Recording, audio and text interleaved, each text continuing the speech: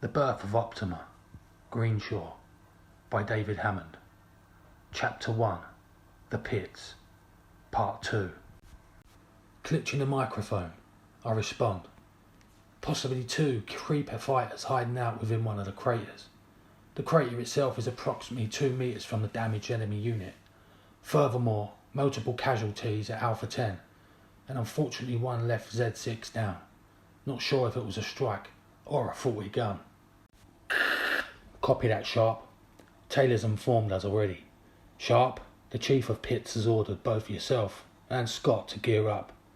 Leave Taylor to maintain the D12 recon pit section and move towards the enemies using the mass. Base pauses and then continues to say, Sharpe, D12 snipers have now been informed to stand down, so you now have a safe passage to leave your pit. Sure. Contact the enemy and wait for further instructions. The sound of what appears to be background noise can be heard from HQ, along with the overlapping voices of members of staff, conferring with each other. Sharpe, sure, if they don't want to comply, signal to us by firing a flare from the mass. Make sure you pull back just in case they are using radio jammers, and obviously give Taylor enough space to take them out with his Z4. We will clarify with Taylor of our intentions. Confused and shocked, I respond, What, leave the pit? Base replies instantly, Affirmative. Listen, Sharpe. You should be clear of any main radio jammers coming in from the red zone. When you arrive near their location, just give us a test call, just to make sure. Do you copy, over? Sharpe copies, loud and clear. The mass is positioned at the front of the mound, just behind a short concrete buffer wall. MASS is an acronym that stands for Mobile Armoured Shield. Their front armoured cockpit resembles the shell of a turtle, which sits at a 60-degree angle above its 2 front wheels. The vehicle itself is powered by 12 high-core batteries, which has an average pulling speed of, I'd say, 50 km per hour. Nicknamed the Turtle, they are primarily used in the military for short transportation duties, such as Z4 weaponry and munition supplies, via its rear rod that connects to various small trailers. With 2 wheels at the front and 1 very large, heavy-duty wheel at its rear, it's superb for those inner-city transits, as it's extremely agile. My heart pounds faster and faster as I deactivate the power switch of my turret. I begin to gear up by stuffing all my gear into my utility belt with unsteady hands. These darn Ruger boots must come off, as they are far too heavy for the soft scorched terrain of the outside. I wonder to myself as I sit there wrestling with the magnetic boots. Can you imagine if they really want to have a firefight with us? Surely, it's way too early for that kind of shenanigans. Anyway, they must be injured. So what's the big deal? Myself and Scott can handle them. I know we can. My mind wreaks havoc while I zoom around the crud hole in a tantrum. Pulling my hair out like a paranoid maniac, I shout, I can't be dealing with this. I just want to stay in this crud hole. Why me? Why not Taylor? That darn crybaby always gets his own way. This is going to be my first ever meeting with the well-talked-about creeps. I'll tell you what, should they get brave, then I should give them some of my M5's lead rounds to chew on. The scum-sucking punk-ass cruds. I reluctantly reach for my combat boots. Having tightened both boots, and I strap up my worn-out brown body armour and pop on my helmet. I then grab my M5 greaser gun while cocking the bow action to engage its rounds from the magazine. Finally, I throw my ammo belt over my shoulder and head off out, climbing the rusty green ammo case steps. I ascend cautiously out of my stinkhole pit and aim my gat towards the crash site, just in case they are moving towards us on foot. Well, they'd be foolish to think they could, especially with all the guns locked onto them now. Moving stealthily to the outer edge of my hatch, I slowly peer over the safety of my submachine gun's barrel. Seeing that it's clear, I climb and then glide like a flat fish amongst the weeds of my belly, 1 o'clock towards the front of the mound. The dead weeds whip my face as I push on directly behind Scott's armoured turret, near to his opened hatch. "Scotty, it's Sharpe. Hurry!" "I'll be with you in a minute. I'm just gearing up, fella." Hearing his clarified voice signals to me that he may be game for the battle, so I quickly adjust my mindset into battle mode by slapping my face. If anyone's getting the headshot in, it's me. I'm by far a better shooter than that punk-ass Scott. Besides, I know it was my rounds that hit the creeps, not his, or that crybaby Taylor's. Moving my frail body closer to the left side hatch, I notify him again by raising my voice a little louder. "Scott, I'll ready the turtle. Hurry the fud up." A whiff of body odour slaps me in the face from the edge of his pit, almost knocking me to the ground. The sharp, dank smell attacks my nostrils and throat, causing me to aggressively heave. Scott's turret must absolutely hum inside. "Cool, Sharpe. Just go. Go ahead, fella. I'll be with you in a sec." Taylor pops his head out of his pit to have a nose. No pun intended, as his nose seems to be painfully red. He looks at me whilst eating a chocolate bar and then begins gesturing his hand signals. Having completed his signalling of HQ's objectives, I make clear that I'm aware by throwing my thumb up in the air towards his line of sight. "Taylor, get your ass back on the scopes. Keep your bloody eyes peeled, man." Taylor nods his shabby head repeatedly and then suddenly slides back into his hole, with the chocolate bar still in his mouth. The wretched sod. He's a bloody state. He looks like an old ripped open mattress that has been used and abused and then thrown into a skip. Damn, and that nose of his looks painfully sore too, to the point that it looks like it's about to drop off. It's probably down to his sugar intake, no doubt. I head off towards the front of the mound, cautiously scanning the wreckage that lays on its side from the distance. The screeching sounds from Taylor's turret forces me to look back again towards his turret. His barrels are now flush with the target, creating a sense of comfort and security as I head towards our green chariot. Poor Taylor. He really does look like he's being dragged through a chimney backwards. Then again, the expression on his face suggested that I too looked like a complete and utter mess. I climbed down the mound by gripping its weeds to aid my descent. Making it to the bottom, I then continued to crawl towards the mass. My hands sink deep into the glassy grains of fine sand as I hurriedly scurry across the hot surface towards the rear of the truck.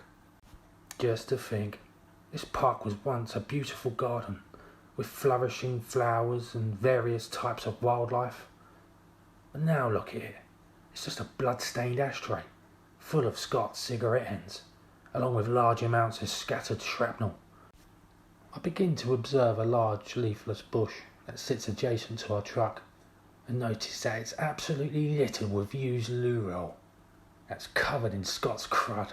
The filthy animal. But hey, I'm not complaining. I'm thrilled to be out of the devil's lair now, and it feels great to get those bloody leg muscles stretched out. It's such a shame I can't absorb this freedom on a regular basis, as they might absorb a round to the back of their head from the enemy, or even worse, one of my own snipers, who might get that little bit trigger happy. Damn, that crusty hole sure has wreaked havoc with my anatomy, big time. My back begins to slightly twinge with sciatic pain. It travels down each leg as I army crawl towards the turtle, causing me to stop for a moment to catch my breath. The insect bites have now become violently itchy, obviously brought on by the friction of my body armour. A quick glance over my right shoulder, and Scott is in sight. Well, I should say I can smell him first. Scott profusely excretes sweat from his forehead as he clambers on board with a fag on. He then prepares the battery engines, dropping ash all over the dash. I finally release the charge point and jump on board. Scott, I think the creeps will run a mile as soon as they smell us two, mate. I need some home leave, fella. I swear to you, Sharpe. I'm done with this crud pit. Believe me now, I'll never return here ever again. Scott takes a long drag of his cigarette as the sound of the electric engine kicks in. I know how you feel, buddy. I'm sick to the death of it too. One of the worst jobs I've ever had in my life. But hey, old Taylor looks fab, don't you think? I laughingly said. We both then pause and then chuckle as the truck's battery engines pull us westerly towards the mysterious enemy. Scott raises his greasy eyebrows and replies, I know. Tell me about it. I can hear him coughing and spluttering all bloody night. Taylor isn't a well man, you know. You're lucky. Your tunnel doesn't connect to his. I've got to put up with that dreaded noise all the fudding time, fella. Taking a moment to process what Scott had just said, and it suddenly dawns on me. Just imagine that constant easterly breeze that travels through the connecting tunnels from Scott's gob. Oh, fud. The pong would kill an army of Zakatarians in an instant. That must explain why Taylor is always unwell. I highly doubt I'll be accepting any chocolate from Taylor from now on. I looked at his rotten hands when he gave me the thumb up. He's a fudding filthy old rascal, I said while examining the terrain from the safety of the reinforced window of the Turtle. We both cast our sights towards the wreckage as it falls into view. Oh, and another thing, Scott. That darn Louis we've run out on my pit as well, along with Taylor's sweaty chocolates. Scott sucks his cigarette, producing an enormous cloud of smoke that billows out from the cab as he too chuckles. He then concentrates his serious gaze on the rough terrain and cautiously steers our vehicle around its vast craters. This gives me the perfect opportunity to observe his side profile. The man seems to have lost a large amount of hair on the top of his head, which has caused the emphasis of his already receding hairline to stand out even more so. He was a fresh-faced rookie when I first met him. However, the grubby facial hair has made him look totally unrecognisable, to the point that the pit almost seems to have stuck 20 years on him. I position the barrel of my greaser into the insert hole of the shell and train my sight in the direction of the wreckage. Scott, on the other hand, continues to cautiously steer our truck over the bumpy terrain, causing our helmets to comically bounce around our skulls. I'm telling you, Sharpe, these creepers are aliens. Please, Scott, it's far too early and dangerous to debate on this topic. Let's just get the job done, okay? Okay, said Scott, steering our truck around a large crater. Fud it. What's up, Sharpe? Asked Scott. You up for the debate? No, I left my pistol in my bloody pit. Damn it! The front rusted wheels of the Turtle squeak like mad as its warm wheel bearings struggle across the scorched bumpy terrain of Greenshore Circular Park. Hopefully you won't be needing it. Besides, you have a greaser anyway, said Scott, taking a drag from his cigarette. Having made great progress across the battered terrain, we finally arrived 20 metres from the pile of junk that we had hit earlier with our Z4 slugs. We both hide our pale, malnourished bodies behind the shade of the mass's inner shell, as the threat of the enemy rounds or a grenade is real.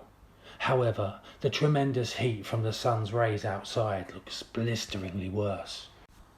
Searching for courage, I shout out my orders. Stick them up! Put those bloody hands up now, creeps! Scott quickly follows and barks. Put them up, you alien fudders. No response. If they want a bloody battle, they'll get a bloody battle, I yelled while turning to Scott. Move forward a little closer. If they throw a grenade, just pull us back and let Taylor have 'em. Scott removes his greaser from the gunner hole and throws it over his shoulder.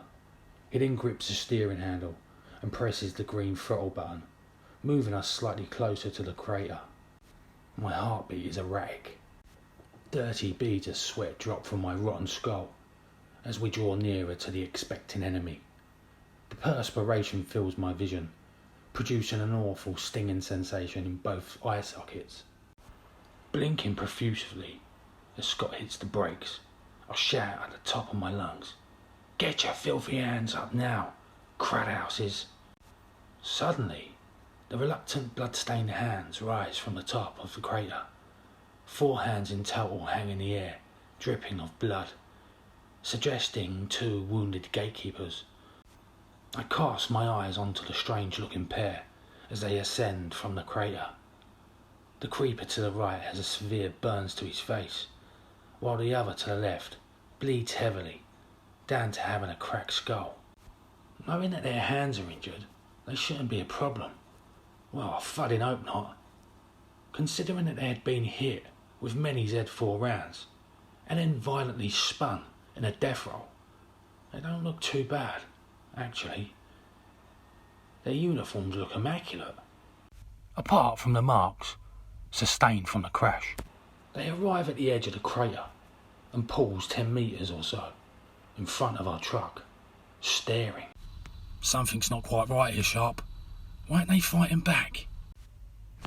We now aim our shaking greases at the strangers, who appear to be complying with our orders.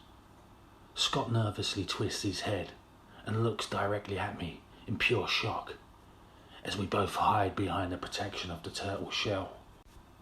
"Weird looking fudders. You can go first, Sharpe." "Ladies first, Scott." No, you go," replied Scott, staring out the window. I instantly pull my greaser out the drilled insert slot and exit the vehicle, aiming my weapon directly towards them. Remove your holsters and drop them to the ground. Then move your hairy arses away to the right. And no funny business." The creeps painfully follow my instructions and drop their clip-on pistol holsters without any fuss, and then move cautiously to the right, just like crabs.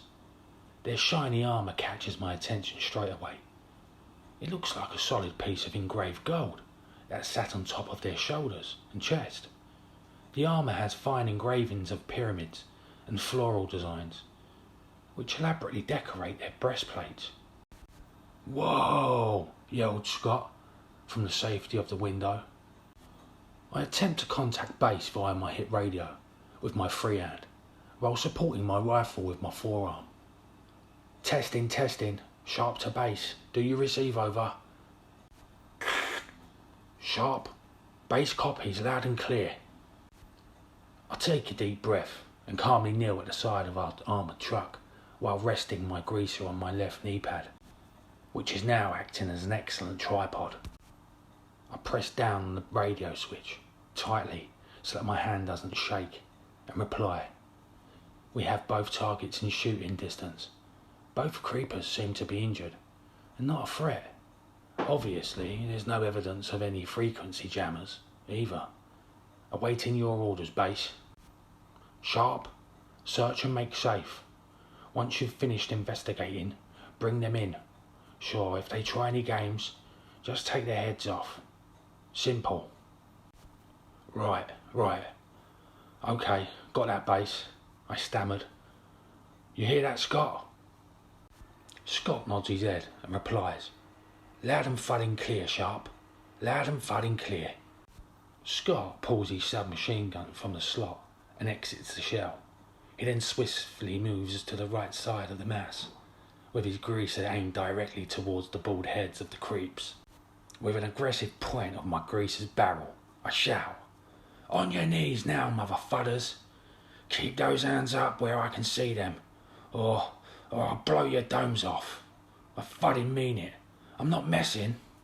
The pair of giants look down on me as I simultaneously throw my aim up at each of their heads. Having realised we mean business, they now look at each other and nod in accordance with my orders. "Listen to him now and get on those knees," screamed Scott as they both drop to the ground growling.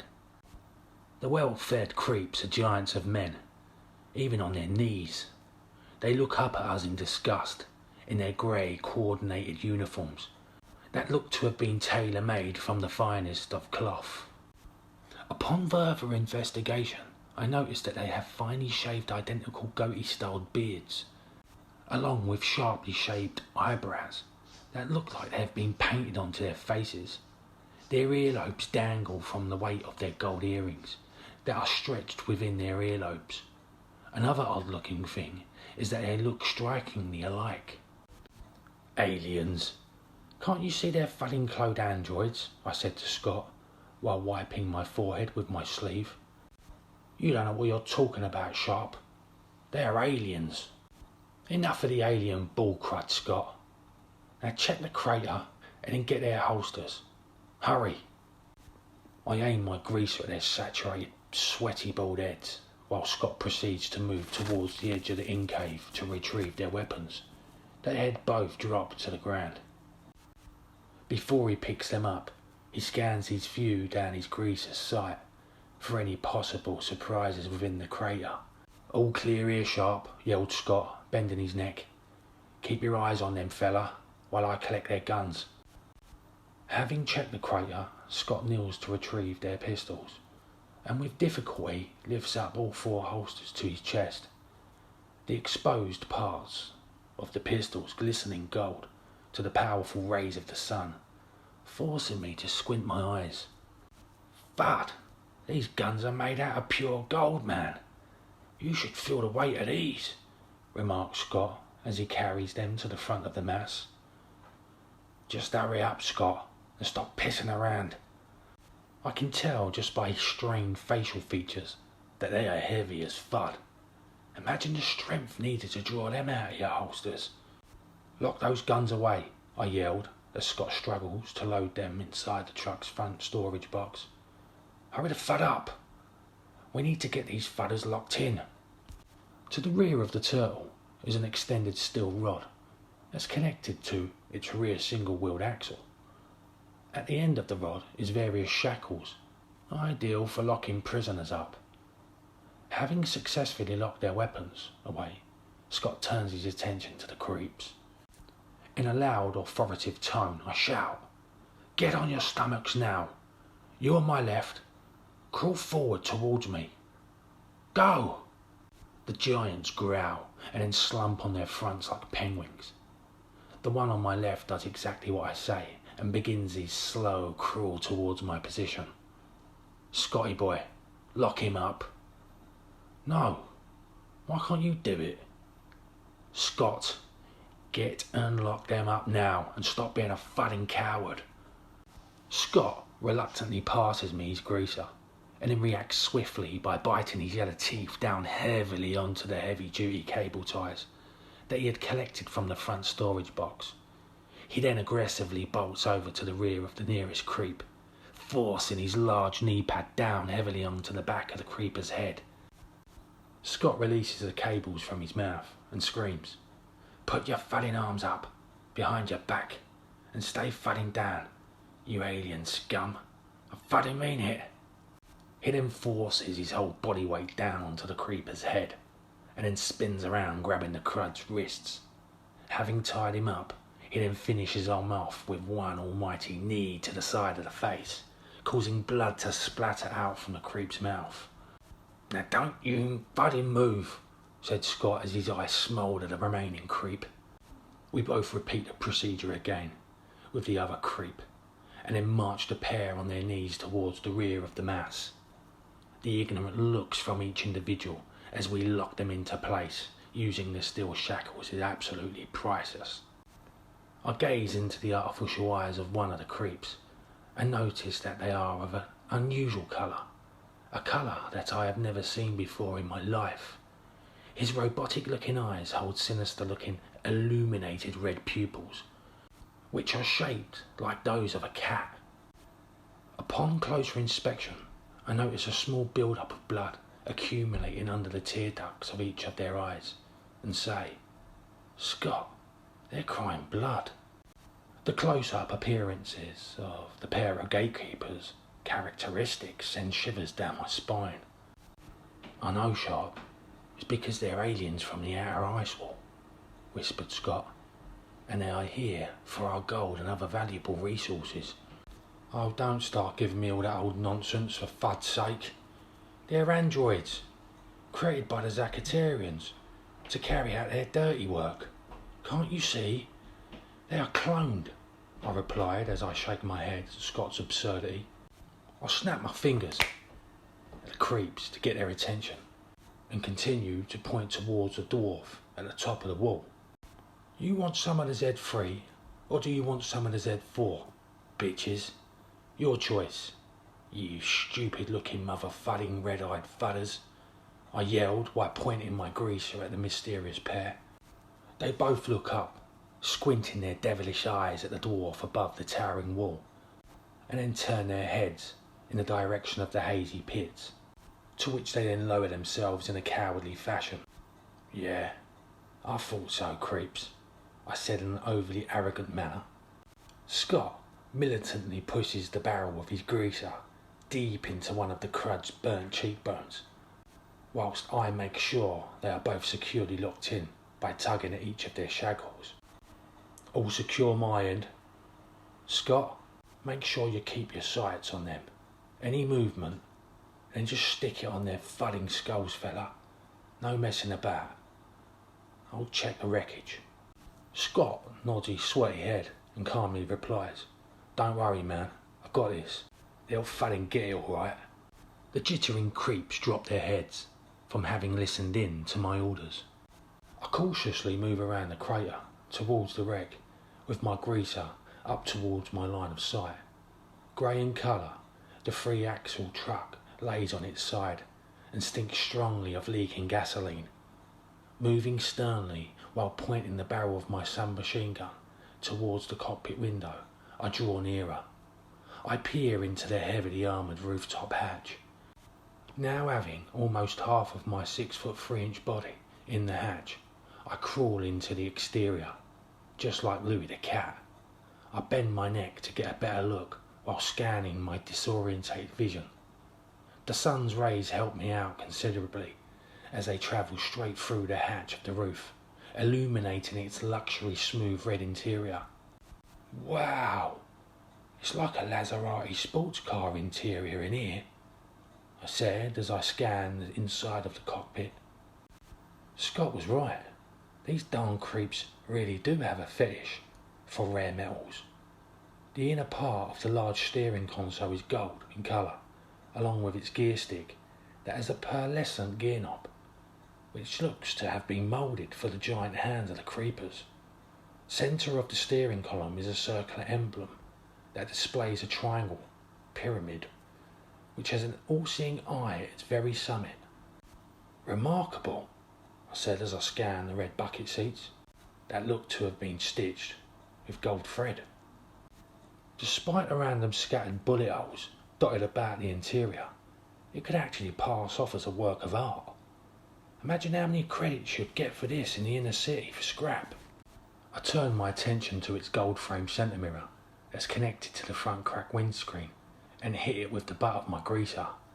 The mirror stem snaps off in one piece and falls onto the surrounding dash. I nervously collect the gold frame mirror and quickly stuff it in my vest just behind my chest plate armour. Having searched for any potential hazards, such as explosives or radio jammers, I then climb back out and wander to our poverty-stricken turtle in sheer amazement. I return to our rust bucket and climb on board while staring at the creeps. All clear, Scott. Time to move out, mate. I'll keep an eye on the slime balls for now, I said as Scott jumps onto the controls of the mass. Scott, the interior of that truck is incredible. You should have seen it in there. It's totally decked out in real bloody gold, man. I've heard all about them, Sharpe. They seem to have a fetish for rare materials. I'm telling you now, these cruds are aliens. Trust me. Why are you so gullible, Scott? These cruds are just Zakatarian androids, that's all, I said while observing the creeps. I know Alan Watts has got a lot of stuff right in the past, but I'm not buying the story of them being aliens from outside of the dome. Besides, nobody really knows what's on the other side. It's just people making crud up, that's all. Well, I'm with Alan when it comes to the gatekeepers, replied Scott. And if that makes me gullible, so be it. Alan got the flat earth prediction right, didn't he? Come on. How the fud can aliens from the planet Zig or Zag exist if we are living on a fudding flat surface that's then covered by a fudding dome? I said while shaking my head. Come on, explain the projected universe to me then. Look, I haven't got all the answers, and neither have you, Sharpe. Listen up, Scott. I didn't say I have. It's you who parrots everything, not me. Scott yawns and continues to manoeuvre the jolting mass in the direction of our pits. I got to say, Scott was right on the ball today, even though he's beginning to grate on me with his mad theories. Then again, if it had been Taylor, I would have had to change his nappy halfway through the mission. It sure is reassuring to know that the man next to you has your back.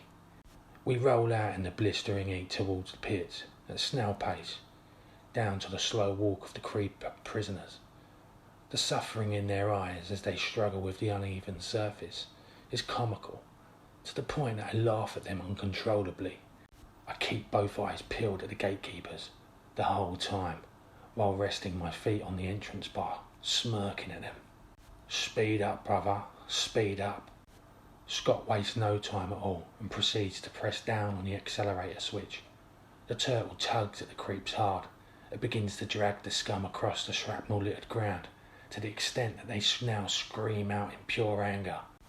Sharpe, I don't mean to drivel on, but don't you think that it's a bit weird that they didn't even put up a fight with us? Well, I'm not complaining, and neither should you. Now get us home, because they look like they're becoming very agitated, I said as one of the cruds begin to scream at us.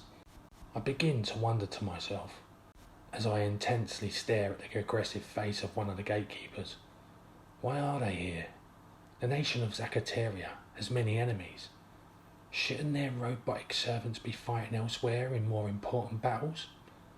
Okay, so I've heard all the tripe about the creepers being aliens from some faraway distant planet called Zig or Zag. Fud knows. One thing's for sure, I'm not buying into any of it. Two influential radio talk show hosts, one by the name of Alan Watt and the other Alex Bones, have always been at loggerheads regarding the subject of the gatekeepers. I myself have always favoured Alex Bones, down to his less far-fetched theories of them being androids. However, Scotty here seems to be hooked on the madness of Alan Watt. But hey, who am I to judge? Scott, I'm sorry for my abruptness, mate. I apologise. I think the heat has got the better of me. Don't be silly, fella, replied Scott. I know you don't mean anything by it. And watch on as the creeps keep up with the pace of our truck, with their gold armour that clangs as they jog. These fudders will most certainly take a beating when they get back to HQ.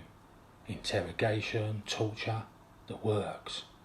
Then there's their gold, that will be both stripped and stolen, and then sold on by the higher ranking officials of the Zuntra military. See, we do all the hard work, and they reap the rewards. My rifle doesn't move an inch from their shiny bald heads, the whole damn journey. Today has been my first ever meeting with the creepers, and I must say, I honestly thought they would put up a fight. After a slow ride across the scorched surface of Central Park, we approach the cement bollards in front of the mound, where we are met by the chief trooper along with 3 of his senior C-sector troops. They all stand decked out in their signature cream armour, while tightly gripping their rifles. Well, look at the state of you two. However, I must say you've done a splendid job. Well, we'll take them from here, said the chief trooper with his muffled voice, down to his black full-faced helmet. I face him and nod, and reply, no problem, Chief. The chief trooper exclaims, I'm only kidding. You both look fantastic. By the way, great use of the Z4s earlier on. Very impressive stuff indeed. I'll make sure your courageous efforts are well noted with the Chief of Pits. Don't you worry about that. We unshackle the creepers, one at a time, while the spotless good-living C-sectors chuckle to themselves. obviously at our grotesque appearance. However, we both rise above their childish antics and take it on the chin by simply ignoring them. The 7-foot giants angrily stand at ease in their sparkling armour and stylish grey uniforms. Their uniforms are a darker tone of grey under the shade of the city's west side wall, and both adorn the most detailed engravings I have ever seen. Knowing that they were both involved in a horrific smash which had spun them like a washing machine, they don't look too bad at all. Having unshackled the creeps, we now pass them on to the still sniggering sea sectors, who are standing in a strategic military formation. Each of the creeps are then cuffed by the heavy-handed sea sectors and escorted to the pits, the perimeter fence, where they are both waited upon by 5 high-ranking officials. Scott immediately returns the mass to its home, from having handed over the heavy gold pistols to the chief. He then waves at me and climbs the mound back to the safety of his pit. I, on the other hand, stay behind with the chief trooper to write out an action report form. Lucky enough, the chief doesn't seem to want to prolong the procedure. I'm guessing down to the awful stench, not forgetting the dead weight of the creepers' pistols. Your pistol? Why haven't you got it with you? Sorry, Chief. I left it in my pit and realised halfway through the mission. Never mind. You've done a splendid job, said the chief trooper. Just make sure you have it next time. Otherwise you'll leave me with no choice but to inform your chief of pits. Sorry, Chief. I do apologise. I'll make sure I have it on me at all times. Did those creepers say anything to you guys before and after you arrested them? Nope, I replied. We will have them robots talking, don't you worry, son, replied the chief trooper, creasing his face with a sinister-looking grin. These guns weigh an absolute ton. I'm surprised you got them back in that heap of scrap over there. After the report, I eventually make it back to my pit. I squeeze through its hatch and clamber down the ammo box staircase, out of breath. Louis purrs as I enter, with a folded note that sat inside the pocket of his harness. I stroke his head and carefully collect the note, and then proceed to hang my greaser up on its rack, along with my helmet and ammo belt. The note reads, I'll take over from here. From Taylor. P.S. Great show, lads. Oh, and enjoy your chocolates. Chocolates? What fudding chocolates? I said, searching through the pockets of Louis's harness. That fudder Scott has stolen my chocolate. The clock face on my watch states 1900 hours. Holy crud. Time really does fly when you're having fun. I start freeing myself from the many straps of my brown body armour. Lastly, I removed the big bulky mirror from the inside of my sweaty vest and slumped myself lazily backwards onto my sore pit. Now laying on my back, I examine the centre mirror with my sulphur-stained fingers. I do this by rotating the mirror, unfortunately catching a glimpse of my withering face. Oh, fud, I shockingly exclaimed. Holding the mirror with my clammy fingers, I move it up towards my face. My face looks withdrawn to the point that my prominent cheekbones have made the emphasis of my sunken eyes even worse. It's the first time since the pit training that I've seen my reflection. And what a miserable sight it is. I now totally understand why the sea sectors behaved like they did. The whites of my eyes are almost completely red, probably brought on by the magnified lens of the scopes. When I was born, I developed a strange blood spot on the corner of my left eye that has always been there. However, because of the increased redness in both eyes, it almost looks like both eyes are completely red. I removed the mirror from my face in total despair, as I look like an extra from a zombie flick. Trying my best to forget about the grotesque sight of my face, I begin finding a clean patch of skin on top of my veiny hand. I gently rub the gold mirror housing above my wrist to find out if it's authentically gold. Moving the mirror away, and I can clearly see the green blemish appear, signalling to me that it's real. Fud. I can sell this and get some good credits when I go on home leave. I gaze up into the dark blue sky through the narrow silo hatch and lay with my eyes wide open. I replay the accounts of the day's dramas for 30 minutes or so, or just laying down in utter silence. I've got to say, the loneliness of the pit has most certainly given me the time to delve deep inside my mind, and has somewhat given me a different outlook on life. Time, 1930 hours. I'm absolutely starved with hunger. I roll off the soiled pit and crawl to my rucksack, and then pull out my ration bag. Grabbing a can of beans and some bread, I begin to create a meal. I power up the makeshift ammo stove with a flame, and then boil up the beans to a sound of distant machine gun fire. Seeing that it is ready, I then pour it onto my stout bread, while obviously leaving some beans behind on the lid for our partner in crime, Louis. I now sit in the centre of my pit, using the back of my armour as a makeshift cushion, and comfortably consume my prized supper. Beans, beans, good for the heart. The more you eat, the more you fart. It's always beans, beans, bloody beans. I lean across to Louis' connecting drainage tunnel and shout through it, "Scott, you're bang out of order. You stole my chocolate, you fudder." I examine my hands and arms, and as a matter of fact, my skin has begun to take the tone of a bean. In you. You are what you eat, I suppose. Sitting there, I polish off the remains of the sauce using my blue dotted mouldy bread. I then rummage through the rucksack and begin to excitedly rip open the foil packet with joy. Yes, my favourite, government-issued jammy slodger biscuits. I devour the biscuits and take a swig of water from my hip flask. Standing up while licking my gums, I reach for my neatly rolled canvas cover that's tied to the top of the rim of the pit. Having unclipped the cover, I then entirely lay it on top of my existing cover for some extra comfort. I proceed to tidy up the pit by kicking the ammo stove to the bottom of the makeshift bed to help generate some warmth. I then make a start by clearing the packaging and place Louis' beans to the connecting tunnel entrance. Resting each foot on the lower platform, I loosen each boot and pull them exhaustingly from my stinking feet.